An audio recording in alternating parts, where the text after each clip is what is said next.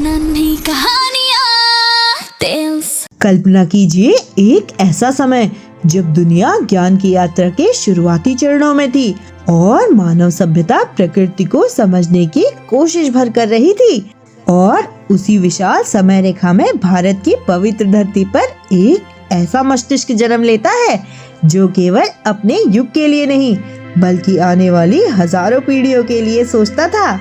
ये कहानी किसी साधारण व्यक्ति की नहीं है, ये कहानी है संख्याओं को भाषा देने वाले और आकाश को गणना में बांधने वाले और समय को मापने वाले महान विद्वान की, जिनका नाम था आर्यभट्ट। आर्यभट्ट की महानता केवल इस बात में नहीं थी कि उन्होंने उत्तर दिए, बल्कि इस बात में थी कि उन्होंने उत्तर तक पहुंचने के लिए मानव सभ्यता को गणितीय रास्ता दिखाया। आज के दौर में पाई हमें एक साधारण संख्या लग सकती है, लेकिन आर्यभट्ट के समय में पाई को गणित की सबसे जटिल समस्याओं में गिना जाता था।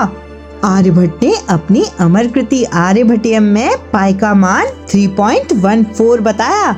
ये कोई साधारण अनुमान नहीं था, बल्कि ये एक स्पष्ट और सुव्यवस्थित गणना का परिणाम था। उन्होंने ये भी बताया कि ये मान आसन्न यानी इर्रेशनल है, जो दर्शाता है कि वो दशमलव के अनंत विस्तार को भली भांति समझते थे। और आज वही पाई आधुनिक इंजीनियरिंग, अंतरिक्ष विज्ञान और तकनीकी गणनाओं की नींव है। आर्यभट्ट ने पृथ्वी को केवल स्थिर भूमि के रूप में नहीं बल्कि एक निरंतर गतिमान पिंड के रूप में देखा था। उन्होंने स्पष्ट रूप से ये बताया कि पृथ्वी अपनी धुरी पर घूमती है और इसी घूर्णन के कारण दिन और रात का क्रम बनता है। उन्होंने ये भी समझाया कि सूर्य, चंद्रमा और तारों की गति हमें केवल देखने में प्रतीत होती है, बल्कि वास्तविक गति तो पृथ्वी की होती है। ये दृष्टिकोण खगोल अध्ययन को एक नई स्पष्टता और दिशा देता है। आर्यभट्ट के लिए समय कोई रहस्यमय तत्व नहीं था, बल्कि एक सटीक माप योग्य गणितीय व्यवस्था थी। उन्होंने दिन, महीने और वर्ष की अवधि अत्यंत सूक्ष्म गणनाओं के माध्यम से निर्धारित की।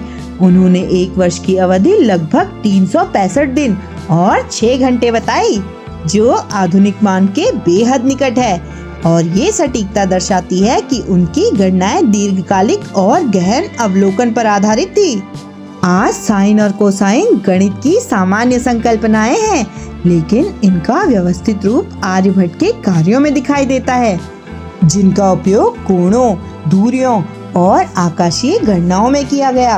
और यही त्रिकोणमिति यानी ट्रिग्नोमेट्री आगे चलकर नक्शा निर्माण, समुद्री यात्रा और खगोल विज्ञान का आधार बनी। आर्यभट्ट ने सूर्य, चंद्रमा और ग्रहों की गति को स्पष्ट गणितीय नियमों में बांधा। उन्होंने ये बताया कि ग्रह अपनी निश्चित कक्षाओं में चलते हैं और ग्रहण जैसी घटनाएं गणनाओं के माध्यम से पहले से ही निर्धारित की जा सकती हैं। यह क्षमता उनकी गणितीय सोच की असाधारण गहराई को दर्शाती है। आर्यभट्ट का जीवन ये सिद्ध करता है कि सच्चा ज्ञान ना तो युग की सीमाओं में बदता है और ना ही समय के साथ समाप्त होता है। वह केवल गहरी सोच, निरंतर अध्ययन और गणितीय स्पष्टता से जन्म लेता है। जब भी आप किसी संख्या को समझें या पृथ्वी की गति के बारे में विचार करें, तो ये अवश्य याद रखिए, किसी ने सदियों पहले इन सब को सूत्रों और शब्दों में बांध दिया था और उसका नाम था आर्यभट्ट। तो कैसी लगी आपको आर्यभट्ट की जीवन यात्रा? ऐसी ही और रोचक कहानियों और किस्सों के लिए जुड़े रहिए नन्ही कहानियाँ टेल्स चैनल से और इसे लाइक, सब्सक्राइब एंड शेयर करना भी ना भूलें।